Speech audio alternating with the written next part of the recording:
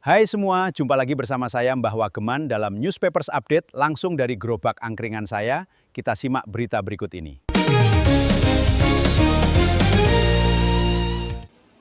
Pemerintah Provinsi Jawa Tengah bergerak cepat menyikapi robohnya dua bangunan sekolah dasar, SD, di Grobogan dan Kota Semarang.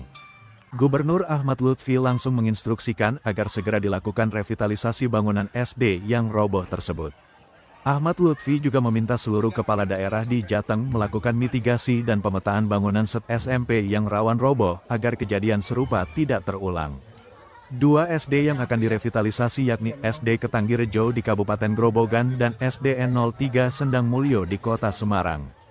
Masing-masing sekolah telah memperoleh bantuan awal senilai Rp50 juta dari Pemprov Jateng, disertai langkah lanjutan untuk percepatan revitalisasi.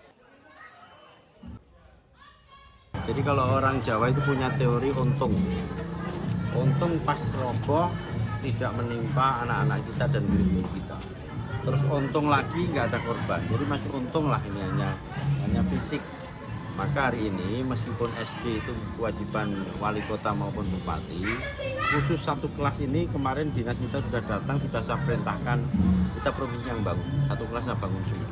Dan ini tidak hanya di sini, termasuk di daerah Grobogan dan sebagainya sudah kita bantu, dan nanti selanjutnya akan kita perbaiki lewat dana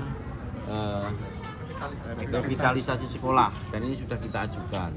Makanya saya ingatkan kepada teman-teman para bupati wali kota, tolong betul-betul petakan wilayah daerah kita dari mulai SD SMP yang itu sudah punya kualifikasi rusak berat, rusak ringan, dan masih bisa layak. Jadi 3 kriteria ini sehingga nanti kita bisa intervensi kalau itu tidak mampu dilakukan oleh para bupati wali kota. Khusus provinsi, saya jamin dinas kita sudah cross check mana yang berat, mana yang ringan, dan mana yang dipakai, sehingga kita bisa melakukan kegiatan ini. Dan saya juga prihatin ada beberapa daerah yang mungkin kurang korek sehingga sampai rusak berat baru dilaporkan kita.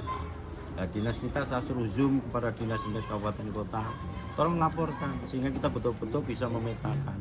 Kalau ini namanya force majeure, di sekolahnya si api ketiban. Ini namanya keresan yang ngalah, apa sih namanya? Musibah.